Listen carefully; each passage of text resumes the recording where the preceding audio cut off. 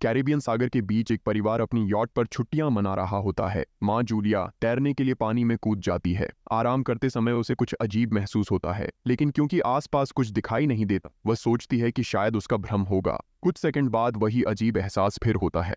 इस बार भी कुछ नजर नहीं आता, लेकिन अब वह घबरा जाती है और यॉट की तरफ तैरना शुरू करती है। तभी अचानक कोई उसकी टांग खींचने लगता है और वह मदद के लिए जोर जोर से चिल्लाने लगती है। उसकी बेटी कैसी हेडफोन लगाकर म्यूजिक सुन रही होती है, इसलिए उसे कुछ सुनाई नहीं देता। पति टॉम और बेटा बेन मछली पकड़ने में व्यस्त होते हैं। जूलिया पानी के ऊपर टिकने की कोशिश करती है, लेकिन मुंह में पानी जाने की वजह से चिल्लाना मुश्किल हो जाता है। थोड़ी देर बाद टॉम को एहसास होता है कि काफी देर से उसने जूलिया को नहीं देखा। वह यॉट पर उसे ढूंढता है और फिर अपनी पत्नी को खतरे में देख लेता है। वह बच्चों को बुलाता है, यॉट को उस तरफ ले जाता है और पानी में कूद जाता है। जल्दी से जूलिया तक पहुंचकर उसे संभालता है और यॉट की ओर तैरता है। बच्चे दोनों को ऊपर खींच लेते हैं। परिवार जूलिया को संभालता है, लेकिन जूलिया खुद को समझाती है कि शायद लहरों की वजह से ऐसा हुआ होगा। रात को सब मिलकर बेन का जन्मदिन मनाते हैं। कैसी को उसके बॉयफ्रेंड का कॉल आता है, तो वह लैपटॉप लेकर बाहर चली जाती है। वीडियो कॉल में उसका बॉयफ्रेंड दिखाता है कि शहर के ऊपर बड़े बड़े काले बादल छा गए हैं। कॉल ग्लिच होकर फ्रीज हो जाती है। कैसी यह बात परिवार को बताने आती है, लेकिन टॉम कहता है कि शायद जमीन से दूर होने की वजह से सिग्नल कमजोर है। तभी सबको एक आवाज सुनाई देती है। वे सब बाहर जाते हैं और देखते हैं कि व्हेल मछलियों का एक समूह गुजर रहा है। टॉम समझाता है कि व्हेल मछलियां हमेशा पृथ्वी के मैग्नेटिक फील्ड को फॉलो करती हैं, लेकिन जब तूफान आता है तो वे कंफ्यूज हो जाती हैं। अचानक यॉट जोर से हिलती है और बेन गिर जाता है। टॉम को चिंता होती है कि कहीं यॉट को नुकसान तो नहीं पहुंचा, इसलिए वह डाइव करके नीचे चेक करने चला जाता है। कुछ देर बाद वह सतह पर वापस आता है, लेकिन उसके कंधे पर एक बड़ा घाव होता है। जूलिया तुरंत उसका जख्म सीती है। टॉम बताता है कि पानी के अंदर उसे ऐसा लगा जैसे उसके पीछे कोई बहुत बड़ा जीव था, लेकिन जब उसने मुड़कर देखा तो प्रोपेलर से कट लग गया। वह कहता है कि जो भी चीज थी बहुत बड़ी थी। टॉम को यॉट पर काफी नुकसान दिखाई देता है, इसलिए उन्हें मदद बुलानी पड़ती है।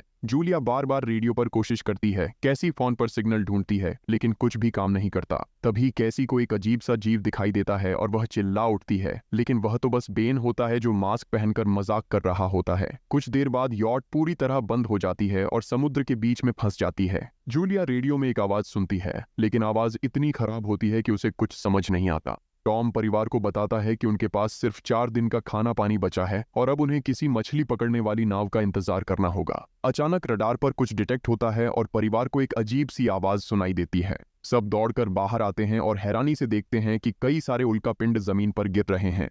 जहां जहां उल्कापिंड गिरते हैं वहां बड़े धमाके होते हैं। एक उल्कापिंड पानी में उनके पास गिरता है तो टॉम तुरंत यॉट को चलाने की कोशिश करता है। इंजन मुश्किल से चलता है, लेकिन तभी एक और उल्कापिंड उस इलाके को हिट करता है। परिवार डर के मारे एक दूसरे को कसकर पकड़ लेता है। तभी टॉम को समझ आता है कि जो आग के गोले गिर रहे हैं वे उल्कापिंड नहीं बल्कि सैटेलाइट्स हैं। उसी वक्त बेन देखता है कि यॉट से धुआं निकल रहा है। टॉम चेक करता है और कंफर्म होता है कि इंजन खराब हो गया है। हवा तेज होने लगती है तो फैमिली यॉट के अंदर छुप जाती है, बिना ये नोटिस किए कि कंपास बहुत तेजी से घूम रहा है। यॉट जोर जोर से हिलने लगती है। बेन फिर से गिर जाता है और इस बार उसे चोट भी लग जाती है। लहरें तेजी से यॉट से टकरा रही होती हैं। टॉम स्ट्रगल करके बाहर जाता है और लाइफ जैकेट्स लेकर आता है। तभी पावर चली जाती है। टॉम तुरंत पावर बॉक्स का बटन प्रेस करता है और लाइट वापस आ जाती है। उस वक्त बेन नोटिस करता है कि जूलिया की नाक से खून बह रहा है। जूलिया को चक्कर आने लगते हैं, जबकि कैसी सिंक पर जाकर उल्टी कर देती है। टॉम रेडियो ट्राई करता रहता है पर सिग्नल नहीं मिलता। अचानक एक तेज हाई पिच्ड नॉइज आती है और हवा और भी स्ट्रांग हो जाती है।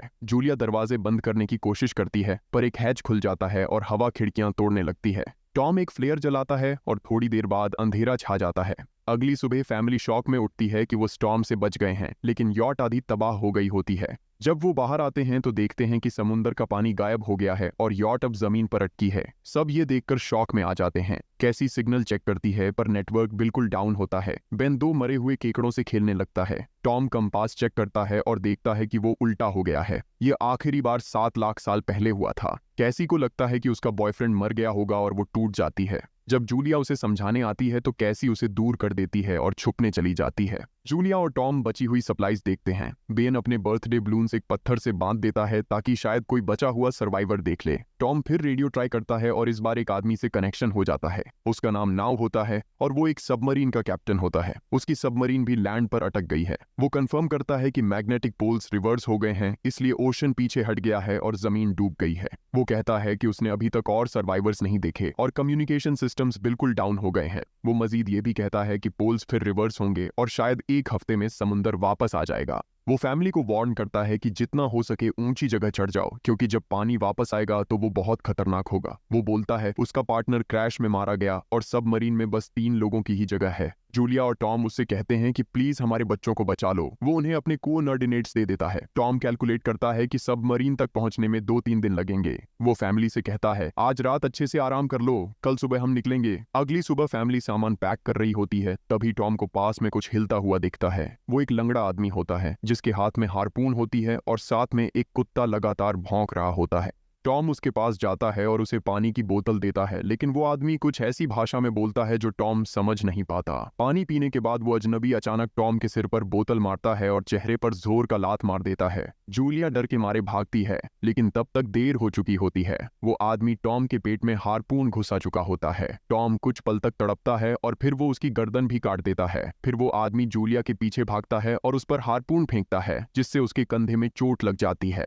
जूलिया दर्द सहते हुए यॉट के अंदर भागती है और बच्चों को बोलती है कि छुप जाओ। वो दरवाजा लॉक कर देती है। कैसी और बेन सोफे के अंदर घुस जाते हैं।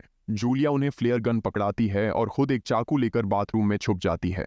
वो आदमी दरवाजे पर जोर जोर से धक्के मारता है और आखिर अंदर घुस ही जाता है। पहले वो थोड़ा खाना उठाता है और फिर यॉट में इधर उधर ढूंढने लगता है, फिर बाथरूम की तरफ जाता है, लेकिन जूलिया समझदारी से एक छोटे छेद से बाहर निकल जाती है। वो आदमी सोचता है कि जूलिया भाग गई, लेकिन जैसे ही वो धीरे से निकलने लगती है, उसका कुत्ता उसे देख लेता है और भौंकने लगता है। कुत्ता उस पर झपटता है तो जूलिया चाकू से उसे मार देती है। कुत्ते की चीख सुनकर वो आदमी बाहर आता है और अपने कुत्ते की लाश देखकर आग बबूला हो जाता है। इस बीच जूलिया यॉट के दूसरे साइड से अंदर जाने की कोशिश करती है। वो ऊपर चढ़कर टूटी हुई खिड़की से अंदर घुसने लगती है, लेकिन वो आदमी पहले ही वहां पहुंच जाता है। वो उसे पकड़कर जोर से मुक्का मारता है, जिससे वो नीचे गिर जाती है। जूलिया फर्नीचर पकड़कर बचने की कोशिश करती है, लेकिन वो आदमी उसे लात मारकर दूर फेंक देता है। फिर वो उसकी कलाई पर पैर रख देता है ताकि वो चाकू छोड़ दे, और फिर उसके बाल पकड़कर उसका चेहरा जमीन पर दे मारता है और सोफे पर फेंककर उसका गला दबाने लगता है। बच्चे ये सब कुछ देख रहे होते हैं। कैसी बाहर निकलकर फ्लेयर गन चलाती है जो सीधा उस आदमी को लगती है। वो जल उठता है और यॉट में आग फैलने लगती है। बच्चे तुरंत भाग जाते हैं, लेकिन जूलिया वापस आती है। वो उसे एक किक मारकर गिराती है, मैप और बैग उठाती है और वहां से भाग जाती है। पेन और कैसी अपने पापा के पास जाकर रोने लगते हैं। जूलिया भी उनके साथ बैठ जाती है और तीनों मिलकर आंसुओं के साथ टॉम को आखिरी अलविदा कहते हैं।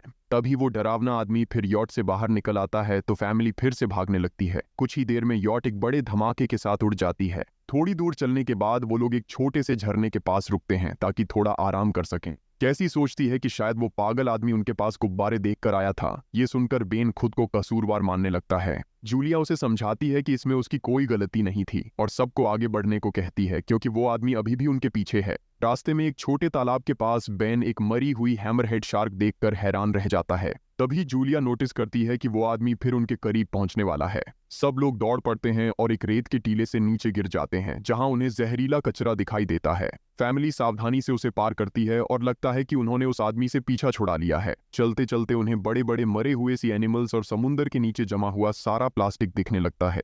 बेन धीरे धीरे चलने लगता है तो जूलिया समझ जाती है कि वो डिहाइड्रेशन के करीब है। वो सबको रुकने को कहती है।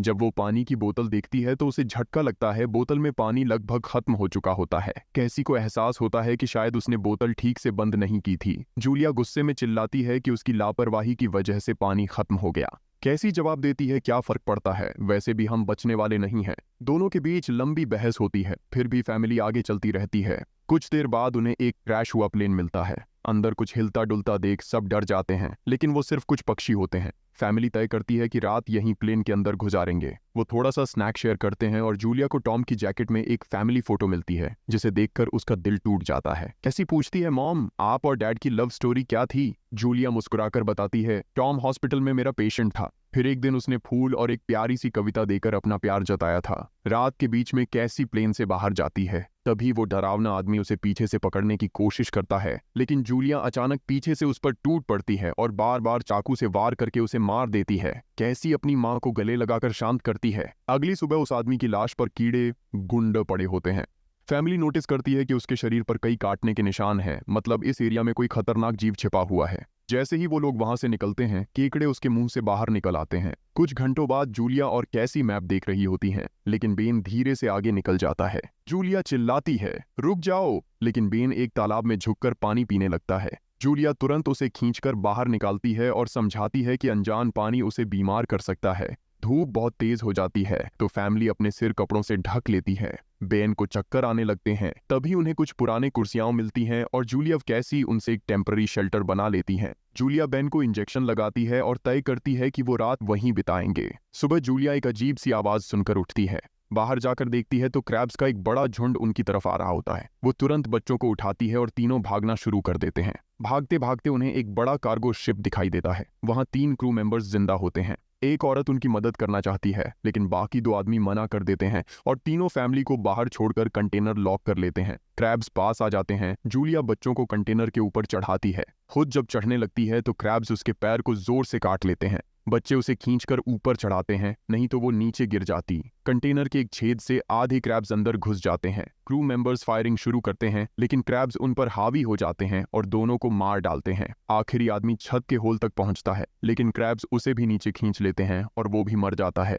जूलिया अपने जख्म पर पट्टी बांधती है और बेहोश हो जाती है। कुछ देर बाद जब वो उठती है तो खुद को रेत के तूफान के बीच अकेली पाती है। वो घबराकर बच्चों को ढूंढने लगती है। एक मरी हुई औरत का हथियार उठाती है और जोर जोर से चिल्लाती है। कैसी उसकी आवाज सुनकर लौट आती है और बताती है कि वो और बेन मदद ढूंढने गए थे, लेकिन कोई नहीं मिला। फिर दोनों बेन से मिलते हैं, जिसे एक खुला कंटेनर मिलता है जहां वो तूफान खत्म होने तक रुक सकते हैं। जूलिया टॉम का लाइटर निकालती है और अपने जख्म को जलाकर बंद करती है, जो बेहद दर्दनाक होता है। तूफान थमने के बाद उन्हें एक और कंटेनर मिलता है जिसमें बहुत सारी पानी की बोतलें होती हैं। बॉडीज चेक करते वक्त उन्हें एक रेडियो और एक गन भी मिलती है। जूलिया नाव से संपर्क करती है और बताती है कि मैप खो गया है। इस पर नाव बताता है कि उन पर आर्थ्रोपॉड्स ने हमला किया था। वो अब इसके जीव हैं, जो ऑक्सीजन की वजह से पूरी तरह पागल हो चुके हैं। अब नाव फैमिली को जल्दी करने को बोलता है, क्योंकि उसके इंस्ट्रूमेंट्स ने कैलकुलेट किया है कि समुद्र उम्मीद से ज्यादा जल्दी वापस आएगा और उनके पास सिर्फ कुछ घंटे बचे हैं। वो एक फ्लेयर शूट करता है और फैमिली उस दिशा में चलना शुरू करती है।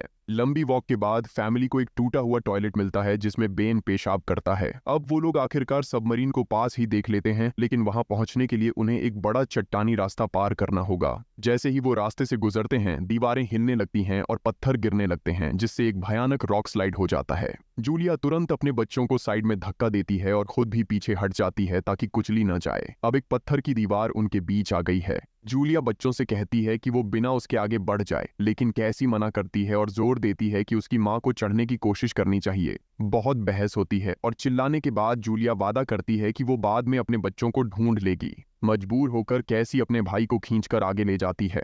बच्चे चट्टानी रास्ता चढ़कर सबमरीन की तरफ भागते हैं, लेकिन वहां पहुंचकर देखते हैं कि नाव बाहर खून में लथपथ पड़ा है। वो समझाता है कि उसके लिए सब खत्म हो गया है और अब बच्चे सबमरीन ले सकते हैं। ये सोचकर कि एक एक्स्ट्रा जगह होगी, कैसी वापस अपनी माँ को ढूंढने भागती है। तभी जूलिया केकड़ों को आता देखती है और वो फायरिंग शुरू कर देती है। कुछ केकड़ों को वो मार देती है, लेकिन झुंड बहुत बड़ा होता है और सबसे लड़ना मुश्किल हो जाता है। उसी वक्त कैसी दीवार के ऊपर दिखाई देती है और हाथ आगे बढ़ाती है तो जूलिया अपने घायल पैर के बावजूद तेजी से चढ़ना शुरू करती है। कैसी की मदद से वो दूसरी तरफ पहुंच जाती है और दोनों साथ में सबमरीन की तरफ भागते हैं। बेन पहले से ही ऊपर खड़ा होता है और फायर खोल देता है ताकि केकड़े डिस्टर्ब रहें जब तक फैमिली ऊपर चढ़ जाए। केकड़े नाव के शरीर तक पहुंचते ही तुरंत उसे खाने लग जाते हैं। जूलिया गन उठाती है और फायरिंग जारी रखती है जब तक बच्चे अंदर चले जाएं। जब वो सुरक्षित हो जाते हैं, जूलिया समझती है कि गोलियां खत्म हो गई हैं, तो वो गन केकड़ों पर फेंक देती है और अपने बच्चों के साथ अंदर चली जाती है। फैमिली हैच को अच्छे से लॉक करती है और खिड़की से केकड़ों को सबमरीन के चारों तरफ देखती है। इसी वक्त समुद्र वापस आ जाता है तो तीनों तुरंत अपनी सीटों पर बैठकर बेल्ट पहन लेते हैं और एक दूसरे का हाथ पकड़ लेते हैं।